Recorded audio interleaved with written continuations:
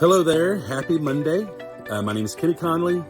Welcome to the 90-day challenge where I'm trying to recruit 50 volunteers in 90 days. And I just want to give you a little bit of update. We are officially 2 weeks into this 90-day challenge, and a lot has happened in the last 2 weeks. It's been a lot of setting things up, getting some processes and systems in place, and even the beginning stages of just looking for that low-hanging fruit, people who have a lot of potential, who don't currently serve, people that I know, people who have expressed interest, some of the messiness of people who have reached out or filled out a form and I hadn't reached out to them because of a busy summer.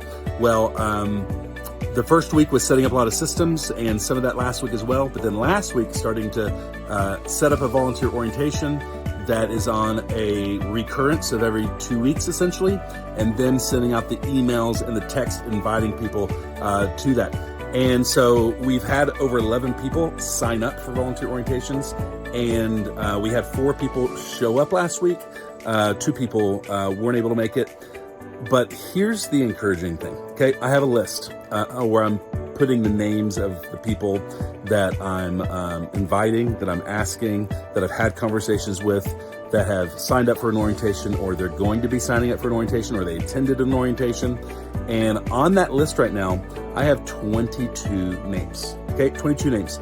And they're all different stages of I've talked to them, they have RSVP'd for an orientation, they attended orientation, or they're current volunteers who agreed to step up and serve every week as opposed to every other week. So I have identified of the 22 volunteers that I have their names on there, they represent 18 weekly volunteers. 18. So trying not to count my birds before they hatch. Is that the right phrase? But I'm feeling very hopeful. Several of these people, it's going to take a couple more weeks for them to attend an orientation and to where I know they're going to become a volunteer, but I feel very hopeful about that. So I want to encourage you that this was just like the messy cleanup, just getting started part of the process. We got a lot more strategies that we're going to be doing over the next several weeks. Some of the strategies take a lot more work. They're a lot harder. Sometimes they produce less volunteers, but you got to do it because you need them. But this is just to encourage you. You know, I've got about 40 something, 48, 38, I think it's 38 regular volunteers or weekly volunteers. And already just a little bit of work, just a couple weeks of work. And I've got potentially 18. I don't know what that is, 30%, 40% potential growth.